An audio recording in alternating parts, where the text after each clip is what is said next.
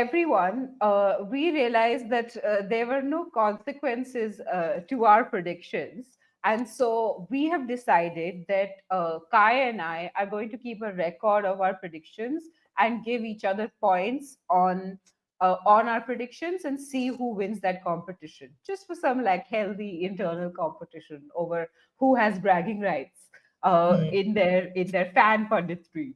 Yes. So anyway, the rules are 3 points for guessing the exact score line and 1 point for predicting the winner. So that those are the rules. Let's see who gets bragging rights at the end of the season, and hopefully it's me.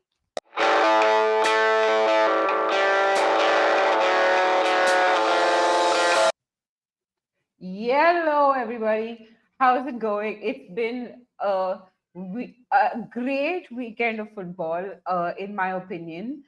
Many unforeseen results, maybe perhaps considered upsets, but uh, in general, it's just been exciting to see some competitive football. Kai, how's it been? How's your weekend been? Weekend was good. I mean, honestly, like very like exciting games of football.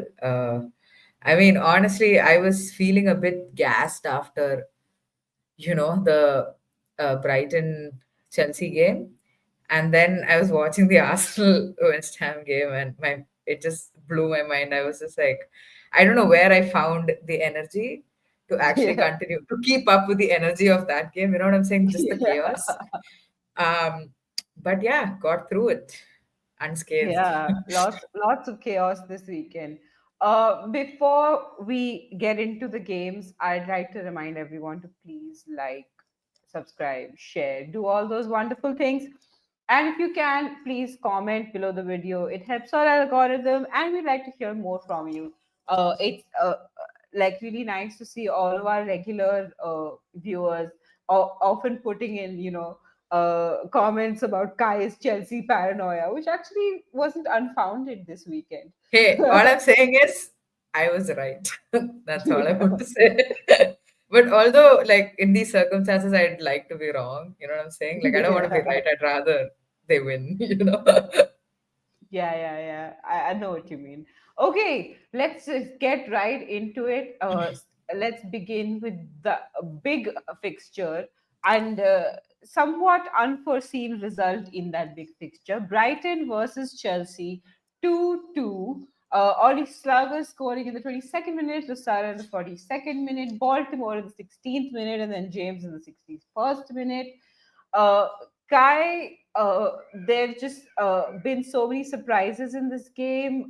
Some Chelsea, we thought Chelsea would, in our prediction, that Chelsea would answer the critics about their attack and about their ball possession. What do you think? Do you think what do you think went wrong for Chelsea? I think Chelsea were like basically silencing the league is not competitive enough critics. You know what I'm saying? Like, we'll show you how shit we can be. No, but honestly, I think in terms of general vibes, I felt like this is one of those games where Brighton were really up for it and Chelsea were really not up for it. Like, we were sleeping in that first half. Yeah. Um, so uh yeah, I think I'll start with Brighton. Like, I felt so we've been like a bit critical of Vidicic about how he's kind of not changed much and they need to be better, etc., etc. Um, I felt like the little change of shape that like Brighton had actually really helped them. I felt going to that back five and having Paris and Haley up top.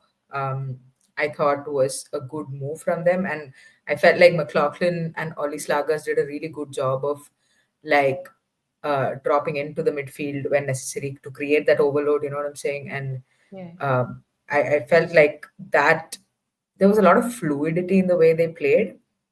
Uh, so credit to Vidosic for that because I expected some kind of a tweak from him, and I think generally McLaughlin, Ollie Slagers, and Nordum were just like they were extremely good. I thought, yeah, like the Chelsea midfielders were bad, but that is not to take away from how good. Like I think McLaughlin is really growing on me as a player. I'm a big fan, as is Ollie Slagers. I feel like she's had 2 or 3 matches now where she's been very close to scoring a goal, but it didn't pan out, but it did in this game, and I'm very happy that she got that goal. But in terms of attack, the Brighton attack as well, I felt like Kirby um, being back in the team really showed. Just the immediate change in the way they're pressing, like the efficiency of their pressing, getting it right. Um, and I think on many occasions she was leading the press as well. So and we saw like Paris coming off the wing from time to time as well, which I thought was again pretty effective. On that left hand side. So overall, I felt like things definitely worked for Brighton in the changes that Vidicic did make.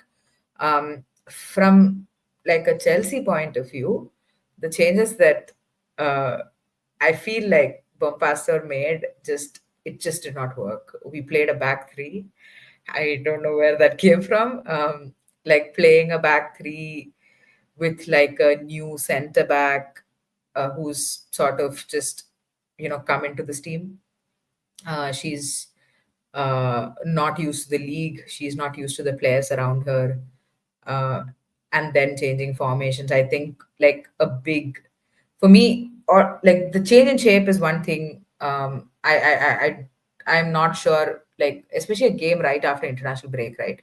Do you really want to change formation when you've not had the time to like drill, especially like a big switch from like a back four to a back three? You know what I'm saying?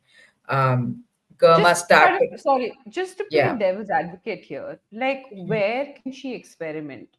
The cups are all knockout tournaments. The Champions League obviously isn't the place to experiment. Where is that, like, the league is the only place she can experiment, right? And with all I these big fixtures agree. coming up, Yeah, I agree with that to an extent. Um, I just felt like it was too much of an experiment. Like, for example, if she did want to switch to a back three, right? Would it have been better to start Bjorn instead of Germa? In general, would it have been better to start Bjorn instead of Germa, for example? Right? Because Germa's a new player. She's not used to the league. She obviously had to come out because she felt something in her calf, because she just couldn't keep pace with the game because the game was intense. It was very, very end to end. So, I mean, even the decision to start her instead of bringing her on, like, making that judgment call, seeing the game, depending on game state, deciding whether, can this player play 45 minutes. I'm guessing the intention was to have Kerma play for the first 45 minutes and then like switch her out for Bjorn. Yeah, overall, like Bompastor's decision making, and also to your point about where do we experiment, it's fair enough. I get the experiment point. And we are still 5 points clear, and I'm honestly not that bothered. Like yesterday I was a bit fuming. Today I feel a lot better. Because I do agree you have to experiment somewhere, right? But feel like I feel like um there's an element of casualness because it was Brighton. You know what I'm saying? And like I felt like it was there in the body language of the players. Maybe they're tired after international break. I'm not sure. But yeah, I mean, for me, I think combining players' tiredness plus that change in shape, like the change in shape, I feel like the first goal was like reflective of that. For example, like I think it was Paris was running with the ball, and Bronze was tracking her run, but Bronze's positioning kind of threw Millie Bright off.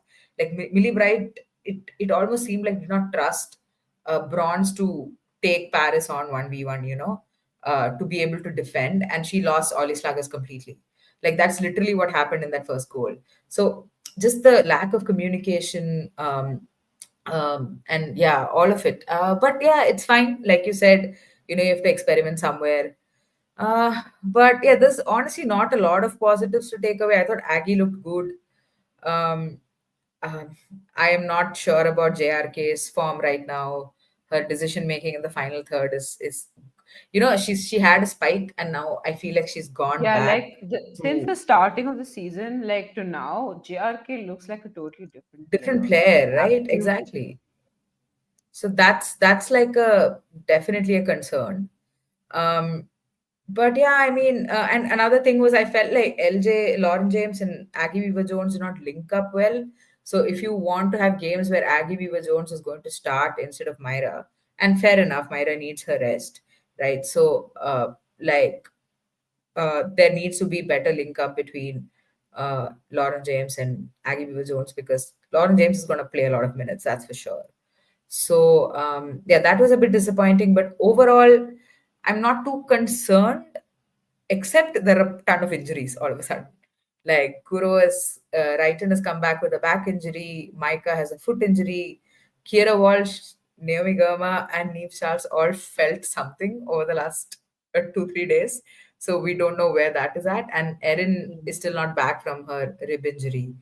And for me, like I think Erin is the biggest miss because like the game we drew previously was the game against Leicester, and Erin did not play in that game, and Yeah. again Erin did not play in this match, and like our midfield just looked so lightweight, like weaker captain. uh, yeah, just it was not her day at all. She was just all I could see was it almost felt like she was running away from the ball. It's very weird. It just did not work at all. And yeah, I mean, I hope Erin is fit before our Manchester City saga because we say like Chelsea fans always say like no Cuthbert, no party. So fingers crossed, Erin's back. But yeah, I mean, it was a fun game overall. If I wasn't so incredibly stressed, I would have Yeah, for the actually enjoyed it neutral, more. I think it was a really fun game. And Yeah, I do agree with you that Brighton is not the place where you want to start go because Brighton have this frantic, pace at which they play sometimes. Like they exactly. go into like steroids mode. Not that I'm Yeah, accusing I them of would have taking steroids. I would have fully expected her to get like 20 minutes. That's it. Yeah, Like a 20-minute run out after, if the game is in control. Like, if it's yeah. still frantic, like, don't put like this new person with, I don't know, freshly recovered from calf injury out. But anyway, I mean, it's fine. She'll get used to the league and it'll be fine. All will be well, hopefully. Anyway, neither of us got our prediction right for that game, by the way. We both Yeah. predicted a Chelsea win, so that's that. But let's move on to Spurs versus City. Ash, goals from Miedema in the 11th minute, Beth England in the 32nd minute, and Alba Fugino in the 78th minute.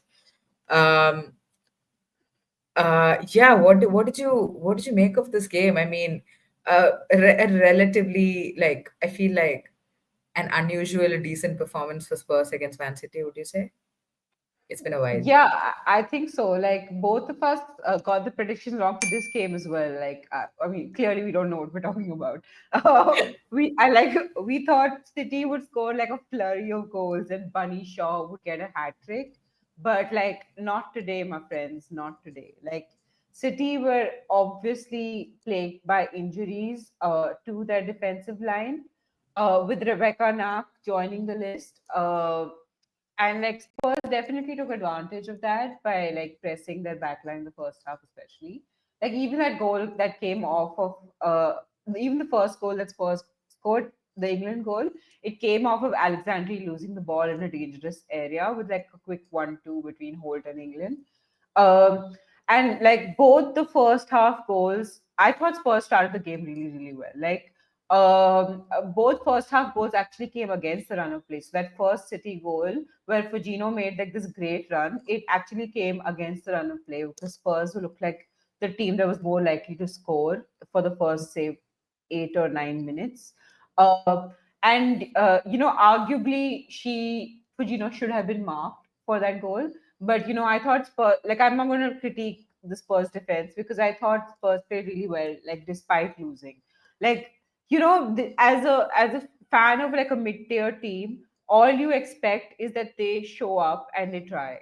And like against teams like City or like Arsenal or Chelsea, you just want them to show that they're really, really trying. And I thought that they did that. Um, you know, there were a ton of missed chances from Spurs. So I do think that on any other day, if they had converted even one or two of them, Spurs could have drawn this game. Like, uh, maybe not won, but at least drawn this game. But credit to City and Fujino for pulling off that final goal. Great assist from Hasegawa. I don't think this was a great performance from City. I thought that, their midfield looked slightly lacking. I thought that, like the progression of the ball from the uh, defensive line to into the midfield, I think that connective tissue was sort of lost, and that comes from having poor distribution, I think, because of the lack of central defenders. But Uh, Park and Rod were both on the bench, right? yeah. Yeah, that also makes sense. Like, I'm guessing their minutes are being managed.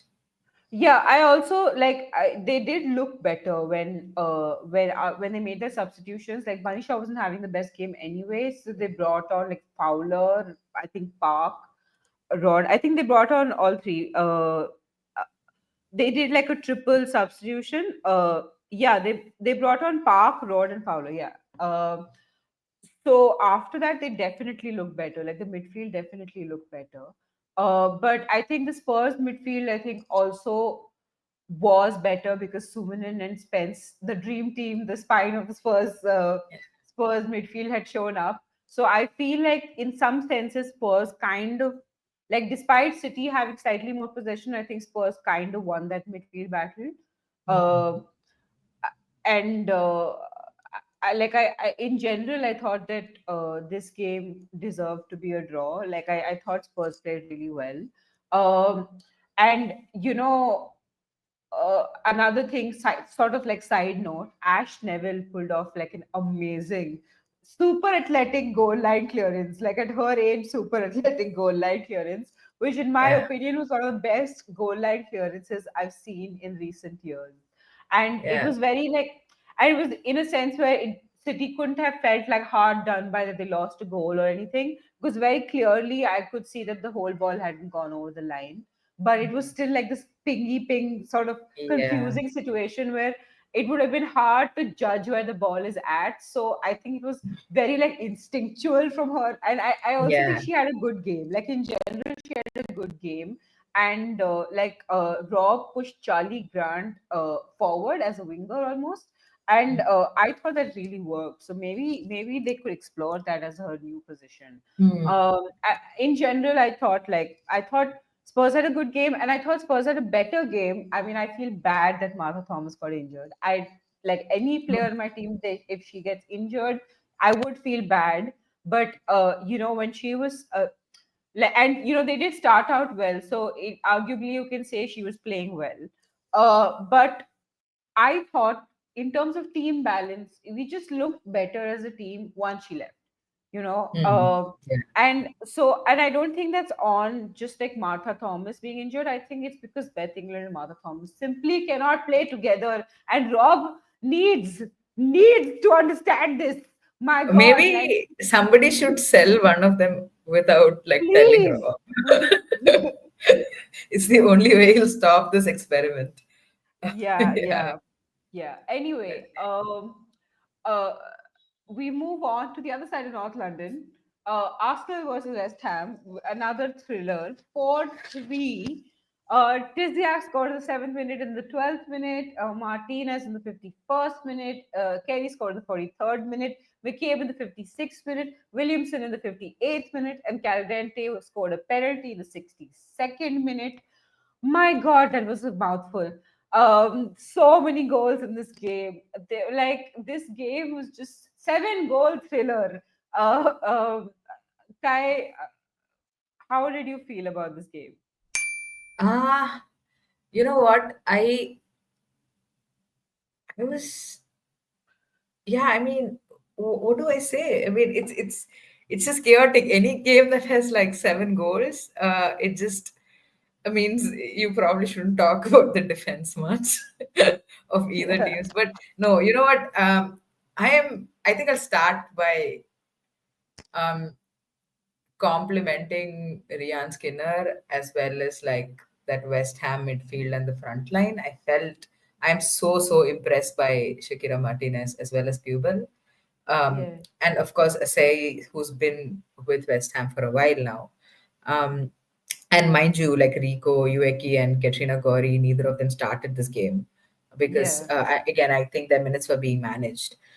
So I'm just so impressed by Martinez. She just seems like, I feel like ever since she's come on. I feel like West Ham just look like they're gonna score, Yeah. which is not something I could say for them in the last, uh, say in December or in November. They just, even if they're not creating a whole lot, they're still sort of finishing their chances, which is good because again in this game, like. Uh, I don't think West Ham created much, but they did threaten Arsenal because Arsenal's midfield was not working very well. I felt. I don't think Kim Little had a good game. I don't. Leah Walty also looked a bit off her pace. Um, but yeah, I mean, to West Ham's credit, I felt like Asai Siren made some very important interceptions in the match, which then led to a chance creation or a goal. So credit to West Ham and credit to Rian Skinner as well. To like you know they do look like players who are playing with a bit of confidence, and you need to credit the manager for that. Um, but I mean, with games like this, obviously there came a point when West Ham did get penned in, like they just couldn't like get out of their box, and uh, they just couldn't absorb the pressure. Basically, we basically see that Arsenal scored like 4 goals in like 20 minutes, right? Um, but yeah, I mean, first half Arsenal looked like an Arsenal under Jonas Eidevall a little bit, like looking very just like just spamming crosses, etc., etc. Not did not like it didn't feel like they were creating high quality chances, but Caitlin Ford coming in made instant impact. McCabe was probably Arsenal's best player in my opinion, along with like Mariona. I think the difference, like I feel like now I can clearly see the difference Mariona makes in adding that bit of creative flair for this Arsenal team, because it's usually like that usually comes from like somebody like Kim Little, who's obviously not getting as many minutes, and like yesterday she didn't have the best game. Um, but to see Mariona just, yeah, I think she's really settling into the team well now, and she's like creating those chances for Arsenal.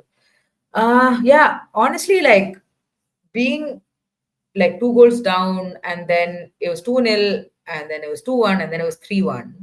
And at that point, you know, I I kind of thought, okay, maybe this is the point where like Arsenal kind of start losing their heads, because they tend to do that sometimes. Especially under Eidevall, that's something we saw because last year, in the last season, Arsenal lost to West Ham, but that was West Ham played at home at that point. And in that game, when they went a goal down, they looked very confused, and they didn't look like they believed they could win. And in this game, I saw like a completely different mentality. Like they were on it. They were fully on it. It looked like they were playing with confidence, and they believed that they could win this game. And this is like this match reminded me of this really iconic match, if you remember, Ash, like uh Arsenal versus Wolfsburg that happened at the Emirates, the Champions League match. It was one of the most frenetic matches I have ever seen, and the crowd just went wild, and it was a crazy match. And this game, like Arsenal's body language in this game, reminded me of that one. Yeah. Um, but yeah, I mean, honestly, I feel like they're peaking at the right time. I feel like if they can continue this kind of mentality, because they do have the talent. We know they do have the talent, and they have a good coach in Slagers as well. So if they can continue with this kind of confidence, I feel like they can actually make it to like a cup final at least, like FA Cup final now, and quite possibly even make it to like a Champions League semi-final or a final. Like I think it's very much within the realm of possibility for this Arsenal team.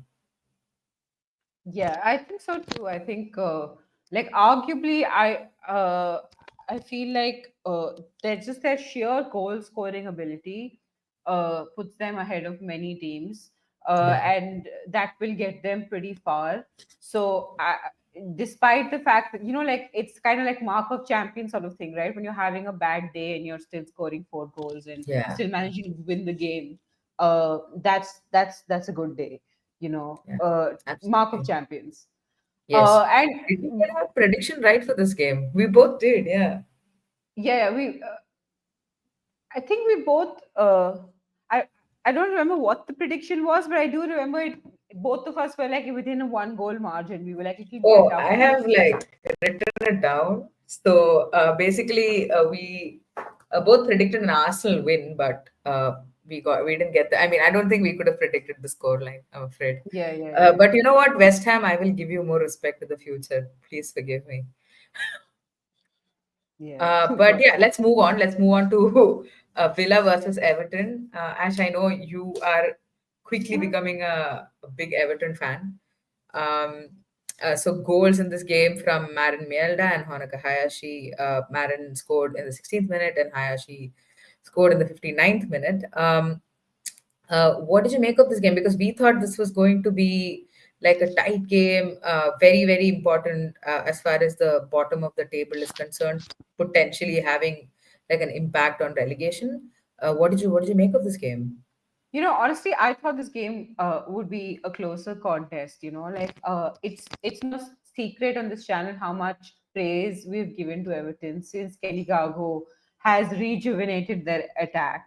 And somewhere I was still hesitant to predict an Everton victory, so I went Villa simply because I thought maybe Villa will pull something back, considering how strong they are in possession.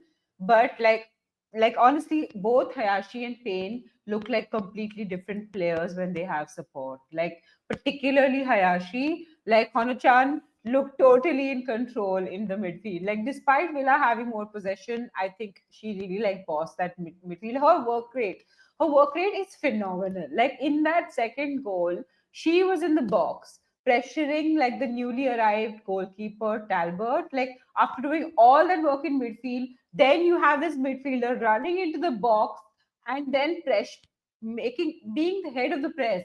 Like it's insane. I love it. And then coming to Villa, like it was a bit unfortunate that Villa lost Sabrina D'Angelo in the 54th minute after a nosebleed. Arguably, that second goal could have been avoided if Talbot hadn't spilled the ball.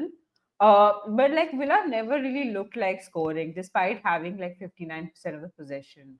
Like there was a point in the first half when they had like 80% of the possession, Yeah, and they still look totally ineffective. Like the problem is that they're just too slow. Like I've always maintained that it's okay to be predictable if you do it quickly and efficiently. Like for City, like City, everyone knows how City will play, but like there's no way to keep them out because they've scored before you can gather yourself, right?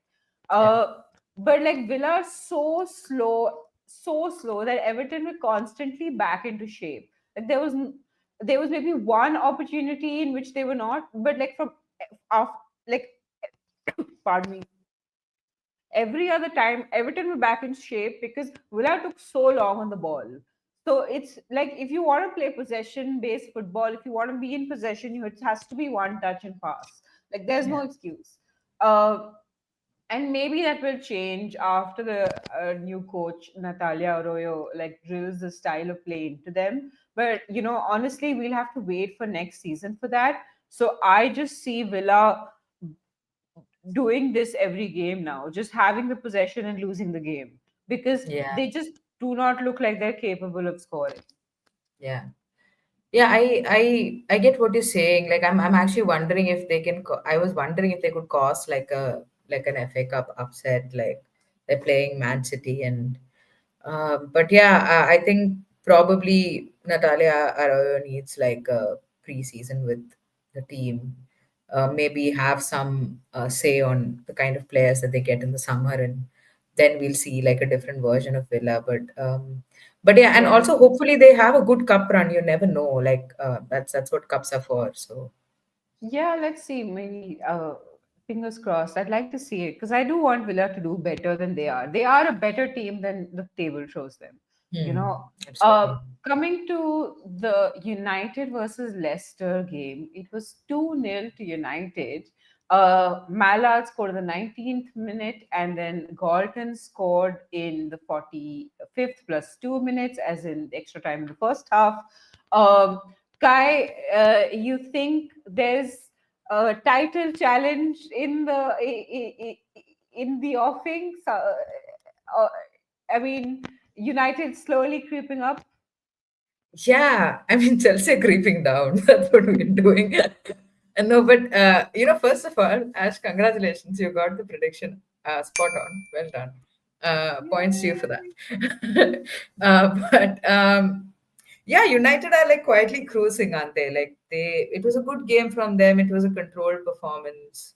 Uh, they had like two shots on target and two goals. So I make of that what you will, I guess. Maybe they need to be a little concerned about chance creation, but sometimes, like you said, mark of champions is also like grinding out wins against like teams like Leicester. You just have to show up, do the thing, get the 3 points, and leave. Um, Leicester, I mean, Leicester were poor in the first half, but I do think they had a couple of good opportunities which they should have taken in the second half. Yeah, just I think Goodwin it was who just like skied this one. That should have been a goal. I don't know how she didn't finish from there. But yeah, I also feel like again Skinner is also having like an opportunity to experiment a little bit. You saw like a Clinton Janssen, two in midfield, and in this game I genuinely felt like I saw like Grace Clinton to her previous season levels in terms of the fluidity with which she was playing. Like she looked good in attack as well as defense. Made like a handful of interceptions that were pretty important. I thought she was very. I think she ran that midfield quite well. And that's what you want to see, like a player of Grace Clinton's caliber doing, right? Yeah, I think I also felt like Leicester. It was a bit weird. Like I felt like Amandine Miguel played like a slightly higher line. It's like the Leicester from last season. I was like about 10 minutes in, I noticed that, and I was just like, oh, this is interesting. This is she's got a striker, and now she's become bold. But anyway, I felt like that kind of cost them like the first goal. But yeah, I mean, with like a team like when you're playing a team like United, you just want to, like you said, you just want your team to kind of show up and put in a good performance. And I don't think it was Leicester's day, but I felt like a couple of players like Ruby Mace and Momiki, when she did come off the bench, they both like looked really good. So some positives for them to take away before they face Chelsea in a couple of days. I'm sure they'll be all fired up, and will have all 11 of them will have the game of their lives. But I mean, credit to United. I felt, oh, the second goal was absolutely beautiful. I thought the whole move was really nice. It was a really nice team goal from United. I think another thing is United are missing a few players. So, given that fact as well, there was a big, like, they had to rejig the team quite a bit. Like, Aoife Mannion came in for Jade Riviere. And I do think Riviere has been really good for them this season. So that's a miss for United. And obviously Turlin did not play. I think she has like a broken wrist or something. So she also didn't play, and Aujo obviously has not been playing for a while. But she also has picked up an injury on international break, and Mark Skinner was whining about how players come back unfit from international duty. Um, but anyway, I mean, they have a cup game coming up in the weekend, and I'm sure, like next weekend, and I'm sure they'll be fine against Sunderland. Like, they have enough talent in that team to get past Sunderland. I hope they don't, but I do think they have enough talent to get past Sunderland. Yeah. Hey, who knows? It's the cup magic of the cup. The cup, Uh, yeah. come on, Sunderland. but like I will say this, that to the fact that Toon and Clinton can play in the same midfield should strike fear into the heart of every other team uh, Yeah. in the WSL. Like if Skinner can pull that off on a regular basis, I think that will be like, then I gotta be like honest, then I have to give Mark Skinner his, plaudits if I mean, the he funny thing manages. is, Toon and Clinton did play in that midfield against, I mean, for England, basically. Yeah. If Serena Figman can make it work, maybe Mark Skinner can like copy paste that Yeah, maybe onto he took Manchester United. inspiration from that. Yeah, sorry, inspiration. Sorry, not copy paste. Sorry, my bad. Inspiration. Yeah. But anyway, let's move on to the last fixture. I know to all our viewers, we will confess that we were very excited about this fixture because of all the managers hacking and all the drama that happened preceding this one. But it finished. Liverpool won, Crystal Palace nil. Jasmine Matthews scoring in the 10th minute. Um, Ash, not a whole lot to say is there. It was just one of those games. Honestly, like the less said about this game, the better. Like, understandably, like both teams were terrible since they had just lost their managers. Palace played their first game under new manager Leif Smerud. However you pronounce that, we will find out eventually how we pronounce that. But while they were definitely trying, I think that the heart has gone out of these players. Like, like we were on the Palace train simply because we were like, oh, these players have so much heart, and like they're trying to score and they're trying to compete, and we really loved that about Palace. I felt like that had sort of somewhat left the Palace players. Like, even though they are trying, they're still trying. Like, they seem to know deep down that they're getting relegated, having won only one game in the last 15 in the WSL. And like they were constantly losing possession in the midfield. The gameplay kept breaking up, and it was very frustrating, honestly, to watch. But on the other hand, like Liverpool, as the clear favorites, also didn't cover themselves in any glory. Like, their one goal came off a set piece where Palace failed to clear their line. Classic Liverpool. Yeah. And like nothing else happened in the game. Olivia Smith got fouled a few times, and Liverpool fans were mad, but because they feel like Olivia Smith gets targeted unfairly, and the referees are never doing anything about it. But honestly speaking, I think when you're a striker, it kind of goes with the territory. Yeah. Like, if you look at how tough Bunny Shaw or Beth England are, you would realize that, like they've trained and built that physicality on purpose, because, like, a striker is someone who gets targeted in every game. That's Yeah. kind of, you are the most dangerous player on the pitch of most of the time. So Yeah. Olivia Smith can look forward to a career of being fouled. Yeah, So I think the complaint there, I mean, uh I think Matt Beard sent a whole tape of how much Olivia Smith yeah, to show referees like that, fouls don't get called against her. And I feel like yeah, there's a larger point to be made in the WSL for like fouls not being called against, say, players like Myra Ramirez or Bunny Shaw or Lauren James or Olivia Smith. And I'm sure you can see what is in common among all of them. Or Vivian Assaif, for example, yeah, another player who gets fouled a lot and doesn't get calls go her way. So there is obviously like an element of well, race. yeah. I think that does need to be pointed out. But you're right; she's a young player, right? Like I think it's that part of a game to build better stability as well as um, and strength is going to be like a big part of her growth as well. And hopefully we'll get to see that in the WSL. Yeah, I mean, I do agree with you on the larger sort of point, because I see this with a lot of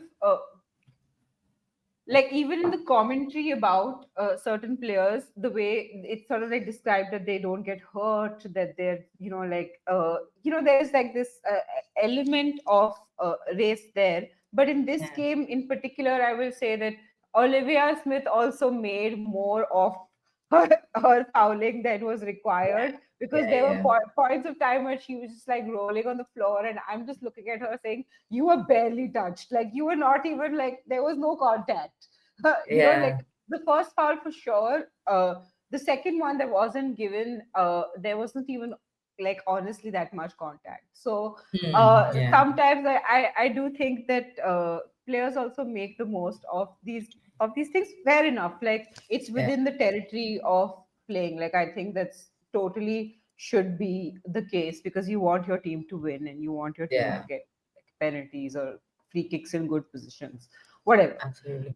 uh, Anyway, that brings us to the end of this week's reviews. And uh, keep an eye out, because we will be doing an episode on the on a vote that's going ongoing, like a debate that's ongoing about bringing more teams into the WSL and scrapping relegation. So we'll bring you the details of that in a video in the next 2 days or so.